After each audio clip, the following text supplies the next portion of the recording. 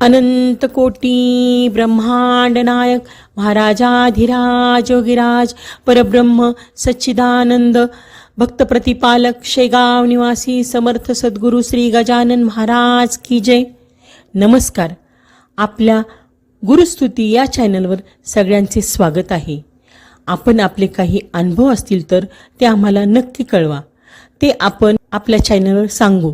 तसेच आपल्या चॅनलवर येणाऱ्या व्हिडिओबद्दल तुमच्या प्रतिक्रियासुद्धा कळवा. तुम्ही आम्हाला कमेंट किंवा डिस्क्रिप्शन बॉक्समधल्या ID वर ईमेल करू शकता. आपल्या चॅनलला सबस्क्राईब करा आणि व्हिडिओला लाईक आणि शेअर करा. धन्यवाद. हा अनुभव आहे पुणे येथून विवेक गजानन आपटे या दादांचा. दादा म्हणतात, असल्या सबळ निष्ठा आणि दृढतर विश्वास महाराज प्रेरणा देतील खास. जय गजानन. श्री गजानन विजय ग्रंथात शेवटी गजानन विजय वाचनाचं फलित सांगताना हरिभक्त पारायण संत कवी दास गणू महाराजांचे शब्द आहेत. श्री गजानन चरित्र तारक असोनी परमपवित्र, अनुभव येण्या मात्र सबळ निष्ठा पाहिजे. पुढे अजून ते म्हणतात, हा ग्रंथ केवळ चिंतामणी, चिंतिले फळ देईल जाणी, दृढतर विश्वास असल्यामनी हे मात्र विसरू नका. यातील सबळ निष्ठा आणि दृढतर विश्वास या दोन गोष्टी मी माझ्या वडिलांच्या बाबतीत जवळून पाहिल्या. वास्तविक आमचे वडील अतिशय कडक शिस्तीचे भोगते. लंडन रिटर्न, देवदेव करणं वगैरे त्यांच्या पठडीत बसणारं नव्हतं. पण गजानन विजय ग्रंथानं त्यांना वेड लावलं गजानन महाराजांचं. तसं पाहता माझे आईवडील दोघे मुंबईकडील. तो काळ 1970चा. तेव्हा कुणाला फारसं गजानन महाराज माहीत नव्हते ना शेगाव परिचयाचं होतं. त्या काळी माझी मावशी प्रभा मस्कर जळगाव, अमरावती, अकोला या भागात वास्तव्यास होती. तिचे मिस्टर पोलिसात DCP होते. ते गुरुदेव रानडे यांचे अनुग्रहित होते. आमच्या त्या मावशीच्या माध्यमातून आमच्या घरात गजानन विजयाचा आणि अर्थातच गजानन महाराजांचा प्रवेश झाला. मावशीच्या आग्रहाखातर वडिलांनी एकदा पोथी वाचली आणि ते सबळ निष्ठेने आणि दृढतर विश्वासाने पोथी वाचू लागले. आमच्या वडिलांचा दिनक्रम अत्यंत व्यस्त असायचा. कंपन्यासाठी ॲल्युमिनियम कंटेनर ॲनोडायझिंग करण्याची त्यांची फॅक्टरी होती. त्यामुळे अजिबात वेळ नसायचा. पण मला गजानन महाराजांचं करायचं आहे ना, मग मी ते करीनच हा त्यांचा निर्धार. ते पहाटे 4 वाजता उठून निष्ठेने जशी जमेल तशी पोथी वाचायचे. निदान एक तरी अध्याय वाचायला हवा असा त्यांचा आग्रह. वेळोवेळी त्यांच्या निष्ठेचं फळ त्यांना मिळत गेलं. अनुभव येत गेले आणि श्रद्धा दृढ होत गेली. एकदा गजानन विजय वाचत असताना पहाटे 4च्या सुमारास डोरबेल वाजली. इतक्या पहाटे कोण आलं असावं असं वाटून त्यांनी महाराजांचं स्मरण करून ग्रंथ पाटावर ठेवला आणि दार उघडलं. त्यांना दिसलं दारात एक दिगंबरा अवस्थेत विदेही पुरुष उभा आहे. काही सेकंद ते पाहत राहिले.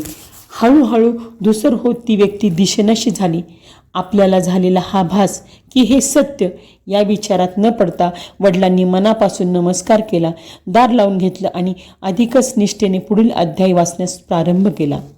त्यांचा गजानन विजय वाचनावर एवढा विश्वास होता की मला आठवतं, मला वाटतं 1979-80च्या सुमारास घडलेली ही गोष्ट असावी. तेव्हा मी माझ्या काही कामानिमित्त मुंबईला गेलो होतो. रात्री मुंबईहून परतलो तेव्हा माझी मुंबई पुणे हायवेवर नाशिक फाट्याजवळ फॅक्टरी होती. तिथे वडील आणि माझा लहान भाऊ ऋषिकेश असे दोघे आले होते. मी फॅक्टरीत पोहोचलो आणि तिथून आम्ही तिघं ॲटो रिक्षा करून आमच्या प्रभात रोडवरील घराकडे परतलो. तेव्हा रात्रीचे 10:30-11 वाजले होते. माझ्याजवळ माझी एक ऑफिस बॅग होती, ज्यात अत्यंत महत्त्वाचे कागदपत्र व इतर सामान होतं. ती बॅग मी ऋषिकेशजवळ दिली. रात्री 11 वाजता मी घरी परतलो. काही वेळ झाला आणि लक्षात आलं की बॅग दिसत नाही. मी ऋषिकेशला विचारलं. त्याच्याही जवळ ती नव्हती. याचाच अर्थ बॅग रिक्षासोबत गेली. बॅगमध्ये अत्यंत महत्त्वाची कागदपत्र होती. त्यामुळे माझ्या मनावर दडपण आलं. चिडचिड होऊन लहान भावासोबत थोडा वाद झाला. त्याच्याही मनात अपराधी भावना निर्माण होऊन तो नाराज झाला. ते सर्व पाहून वडील म्हणाले, हे बघा, जे झालं ते झालं.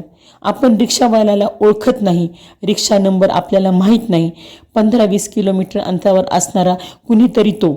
आता रात्र खूप झाली आहे. उद्या पोलिसांमध्ये तक्रार. रिक्षा स्टँडवर चौकशी वगैरे सोपस्कार करू. पण त्याआधी आपण एक तर करू शकतो. ऋषिकेश, तू उद्या पहाटे उठून गजानन महाराजांना प्रार्थना कर आणि प्रार्थनापूर्वक गजानन विजयाचं पारायण कर. बाकी पुढे पाहू. आम्ही दोघं भाऊ काहीशा चिंतेनेच, पण वडील मात्र पूर्णपणे निर्धास्त होऊन झोपी गेले. ऋषिकेश ठरल्याप्रमाणे पहाटे उठला आणि प्रार्थनापूर्वक पारायणाला बसला. सकाळी लवकरच त्याचं पारायण पूर्ण झालं. आता अन्य प्रयत्नासाठी बाहेर पडावं या विचाराने मी सकाळी 9 वाजता स्कूटरवर बाहेर निघालो. थोडं अंतर समोर जात नाही तो समोरून संतपणे एक रिक्षा येताना दिसली. रिक्षा चालक कुठला पत्ता शोधतो आहे असं लक्षात आलं. मी त्याच्या पुढ्यात थांबलो. तो म्हणाला, साहेब, काल रात्री इथेच मी 3 व्यक्तींना सोडलं. त्यांची बॅग रिक्षात राहिली. मी ओळख देऊन बॅग ताब्यात घेतली. त्याला काही बक्षीस देऊ केलं. त्यानं विनम्रपणे नकार दिला. रिक्षावाला सांगू लागला, साहेब, आपल्याला कुणाचं काही घेऊन काय करायचं आहे? पण मला वाटत होतं पुढे जेव्हा केव्हा या भागात येणं होईल तेव्हा बघू किंवा पोलिसात नेऊन देऊ. पण साहेब, आज सकाळीच मनातून जबर प्रेरणा झाली की आत्ताच जा आणि ही बॅग मालकाच्या स्वाधीन कर. रिक्षावाला निघून गेला आणि मी त्याच्या मनात निर्माण झालेल्या जबर प्रेरणेच्या कारणाला, अर्थात आमच्या वडिलांच्या मनातील सबळ निष्ठेला आणि दृढतर विश्वासाला मनोमन नमस्कार करून महाराजांचं स्मरण केलं. श्री गजानन जय गजानन, श्री गजानन जय गजानन. गण गण गणात बोलते, गण गण गणात बोलते.